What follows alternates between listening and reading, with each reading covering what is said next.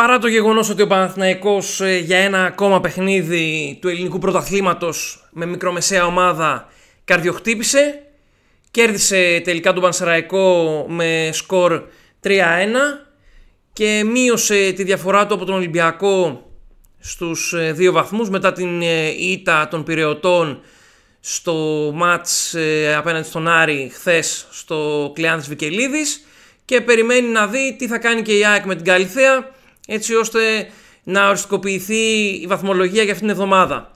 Ο ΠΑΟΚ με τη σειρά του κέρδισε πολύ εύκολα το Βόλο με σκορ 1-4 και είναι μόνος πρώτος αυτή τη στιγμή στη βαθμολογία. Με αυτόν η διαφορά έμεινε στο +5 και τα εύκολα θεωρητικά παιχνίδια του Παναθηναϊκού κάπου εδώ τελειώνουν, καθώς μπαίνει πλέον σε μία σειρά από ντέρμπι, αντιμετωπίζοντας την άλλη Κυριακή την ΑΕΚ στη Νέα Φιλαδέλφια και σε 2 Κυριακές τον Ολυμπιακό στο ΟΑΚΑ.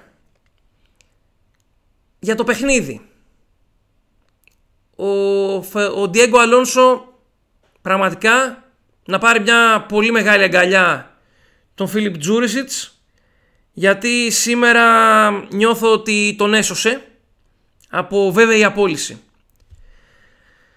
Το παιχνίδι ξεκινάει και ο Παναθηναϊκός έχει κατεβάσει μια εντεκάδα η οποία κατά τη γνώμη μου είναι λογική.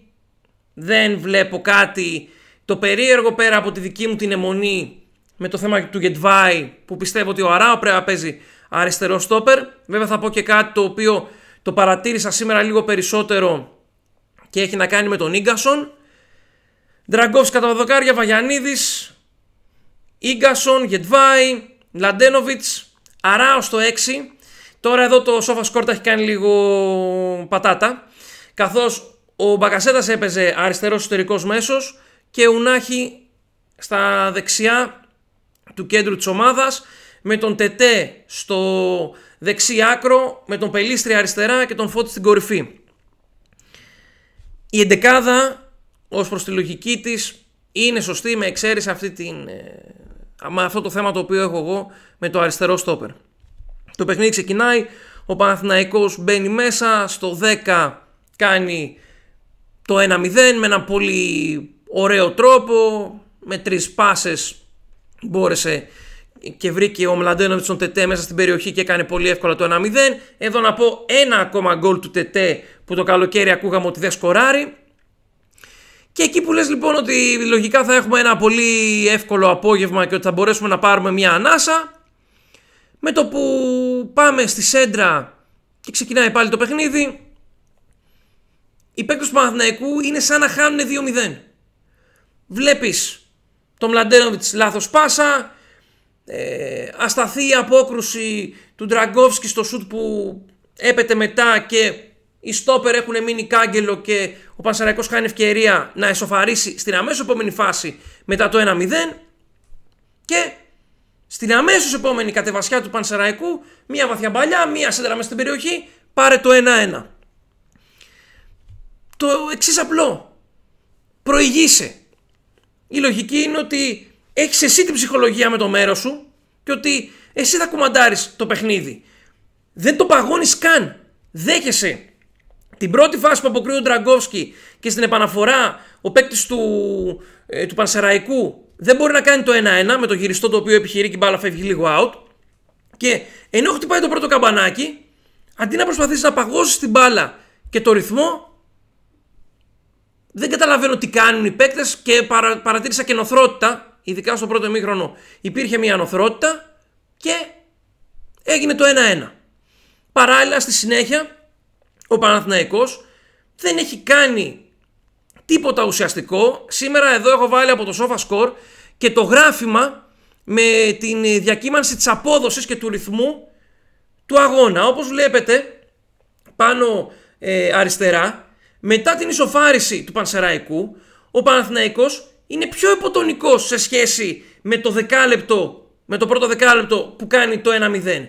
Στην ουσία ο Παναθηναϊκός δεν κάνει τίποτα. Και στο τέλος μόνο του ημιχρόνου έρχεται το σουτ του Ουνάχη που αποκρούει ο Γκουγκασβίλη και έρχεται και η φάση του πέναλτι. Τώρα θα μου πείτε αν είναι πέναλτι ή όχι. και πέναλτι να είναι, που κατά τη γνώμη μου είναι, η εικόνα της ομάδας είναι τέτοια που δεν μπορούμε να κρυφτούμε. Και χ να έρχονταν το παιχνίδι, εγώ δεν θα έβγαινα να πω για τη διαιτησία. Δεν θα έβγαινα να πω σε αυτό το παιχνίδι για τη διαιτησία. Γιατί είναι τέτοια η εικόνα της ομάδας στο πρώτο ημίχρονο, η οποία είναι απαράδεκτη. Μιλάμε για μια ομάδα η οποία ξανά δεν έχει μεταβάσεις στο παιχνίδι της. Το πρώτο build-up, ξέρετε πότε ο Παναθηναϊκός το δημιούργησε ολοκληρωμένα? Στο 50. Το πρώτο του πραγματικό build-up το έκανε στο 50, όπου μπήκε στο παιχνίδι και ο Ντραγκόφσκι, για να βγει η πάσα κλειδί προς τον Αράο και να φύγει η ομάδα μπροστά. Εδώ να πω κάτι ακόμα. Ο Ίγκασον είναι τρομερός αμυντικός. Δεν έχω κανένα παράπονο. Υπάρχει όμως ένα ζήτημα. Φοβάται να προωθήσει την μπάλα χαμηλά, σωστά, και όταν ο αντίπαλος επιθετικός τον πιέζει, αυτό το οποίο κάνει είναι τη δίνει στο Γετβάη ή τη δίνει στον Ντραγκόφσκι και όπου βγει. Αν δεν μπορεί να τους τη δώσει, κάνει καμινάδα. Εδώ να πω ότι κάτι χάνεις, κάτι κερδίζεις. Από τη μία ο Ίγκασον θα πρέπει να συνηθίσει να περιμένει τον επιθετικό να έρθει λίγο πιο κοντά και να παίξει λίγο πιο γρήγορα στη συνέχεια. Αυτό και ο Σέγκεφελτ σαν δεξί στόπερ και ο Γετβάη το κάνουν στα παιχνίδια. Ο Ίγκασον εδώ δεν το κάνει. Στο δεύτερο ημίχρονο ο Παναθηναϊκός μπαίνει και από το 45 μέχρι το 65 περίπου έχει ένα πάρα πολύ καλό 20 λεπτό. Δηλαδή είναι το σημείο εκείνο που λέω μέσα μου ότι ξέρεις κάτι, αναχαιτίζουμε, είμαστε ψηλά στο γήπεδο, πιέζουμε, έχουμε κάνει κάποια σουτ, κάτι θα γίνει, θα έρθει το γκολ. Και το γκολ δεν έρχεται και εκεί που λες τώρα ότι ανεβήκαμε ψηλά, κάναμε, ράναμε και είναι ευκαιρία να σκοράρουμε, βλέπεις την ομάδα να πέφτει. Και σε ζώνουν τα πιφίδια. Εμένα δηλαδή μου βγήκανε vibes Λεβαδιακού στο συγκεκριμένο παιχνίδι, στο απόψινό παιχνίδι, στη λογική ότι ή θα πάει για σβηστό χ ή μπορεί να σου γίνει και το κακό, όπου κόντεψε να γίνει το κακό. Λίγα λεπτά πριν το 2-1 του Τζούρισιτς πήγε ο Λεβαδιακός να μας κάνει, ο Πανσεραϊκός συγγνώμη, να μας κάνει δεύτερο γκολ. Ο Ντραγκόφσκι ήταν εκεί και μας κράτησε. Χαέρι όμως δεν γίνεται έτσι.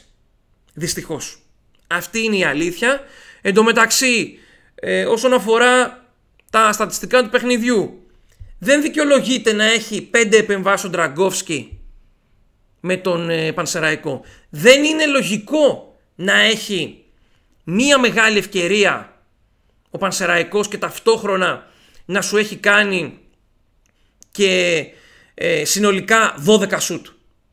Δεν γίνεται, δηλαδή δεν μπορώ να καταλάβω. Εγώ ειλικρινά πλέον στην όλη φάση σηκώνω τα χέρια ψηλά. Δεν ξέρω τι φταίει. Το λέω ειλικρινά. Δεν ξέρω τι φταίει και ο Αλόνσο αυτό το υλικό το οποίο έχει δεν μπορεί να το διαχειριστεί με τον τρόπο που κατά τη γνώμη μου θα έπρεπε. Προβληματίζουν πάρα πολύ.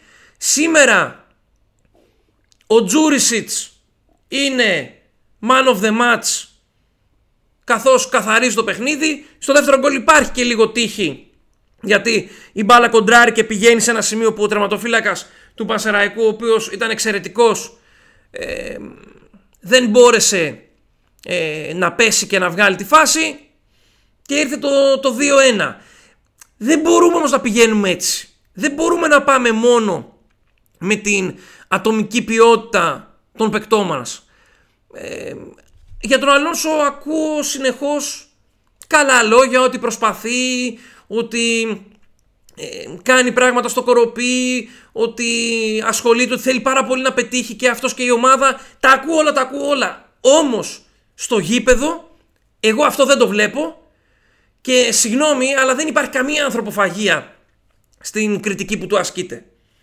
Δεν ξέρω τι συμβαίνει, δεν ξέρω γιατί η ομάδα δεν μπορεί να αποδώσει αυτό που μπορεί και κάνει ντέρμπι τα παιχνίδια με τη Λιβαδιά, με την Καλιθέα, με τις Σέρες, ή στο παιχνίδι των ΠΑΟΚ στο πρώτο μήχρονο έχει μια τρομακτικά φοβική στάση απέναντι στον αντίπαλο.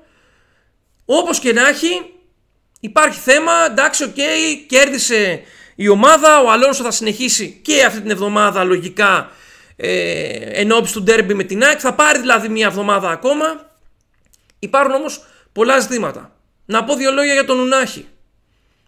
Με την μπάλα στα πόδια είναι παίκτης ο οποίος του αρέσει να κινείται κάθετα, να βλέπει το τέρμα. Είναι παίκτης ο οποίος είναι για κλειστούς και μικρούς χώρους. Υπάρχει θέμα όμως ότι προφανώς πρέπει να βρει χρόνο για να μπορέσει να συνεργαστεί με τον Ντετέ, με τον Φώτη, με τον Μπελίστρη, με τον Μπακασέτα. Ένα αρνητικό το οποίο βρίσκω είναι ότι δεν μαρκάρουμε και τόσο πολύ με τον τρόπο που θέλουμε εμείς τουλάχιστον να μαρκάρει το οχτάρι μας. Δηλαδή, σαν ένα πρώτο στοιχείο μπορώ να πω ότι ο Τσέριν προφανώς δεν μπορεί να κάνει αυτά τα οποία κάνει ο Ουνάχη με την μπάλα στα πόδια, όμως μας προσφέρει τρεξίματα και μαρκαρίσματα. Εδώ υπάρχει ένα κομμάτι, υπάρχει ένα ζήτημα ισορροπίας στο χώρο του κέντρου. Ωραία, αν θες να βάλεις τον Αράο στο 6, κανένα θέμα. Δεν ξέρω αν ο Ουνάχη με τον Μπακασέτα χωράνε και οι δύο μαζί στη βασική ενδεκάδα.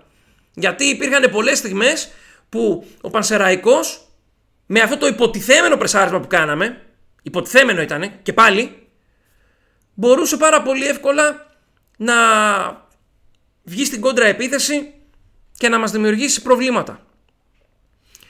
Να πω δύο καλά λόγια για τον Μπάλντοκ, ο οποίος μπήκε και έδειξε ότι τουλάχιστον στο αμυντικό του κομμάτι είναι δυνατός, τον έχουμε ανάγκη, και από εκεί και πέρα 3 βαθμοί, κρατάς τη νίκη, να ανέβει λίγο η ψυχολογία, αλλά δεν μπορώ να καταλάβω γιατί η ομάδα με το που πετυχαίνει γκολ είναι σαν να παθαίνει blackout. Γιατί και στο 2-1, μέχρι να γίνει το 3-1, ο Παναθηναϊκός δεν ξέρει που πατάει και που βρίσκεται. Δηλαδή, εκεί που πρέπει να κρατήσεις μπάλα, να παγώσεις το ρυθμό και να φέρεις μια ισορροπία στα πράγματα, έτσι ώστε να μην απειληθείς άμεσα από τον αντίπαλο, είναι σαν να κατεβαίνει ο γενικός. Δεν μπορώ να το εξηγήσω. Κρατάω τη νίκη για να είμαι δίκαιος. Κρατάω τους βαθμούς, τη μείωση της διαφοράς από τον Ολυμπιακό και μία εβδομάδα ακόμα, αγαπητέ μου Ντιέγκο Αλόνσο, για να μας δείξεις κάτι το οποίο να μας γεμίσει πραγματικά ανεξαρτήτως του αποτελέσματος. Και κάτι ακόμα. Τελευταίο. Δεν υπάρχει καμία ανθρωποφαγία απέναντι στον Αλόνσο. Καμία απολύτως. Απλά υπάρχει η εικόνα του παρελθόντος της ομάδας, η εικόνα των περασμένων χρόνων και η εικόνα που βλέπεις αυτή τη στιγμή με το υλικό που έχει ο Αλόνσο, και είναι λογικό να σε κάνει να προβληματίζεσαι και να λες coach, τι γίνεται εδώ? Γιατί αυτή η εικόνα της ομάδας όταν έχεις τέτοιους παίκτες? Από εκεί και πέρα παίρνει τη βδομάδα την επόμενη και πάμε στα ντέρμπι.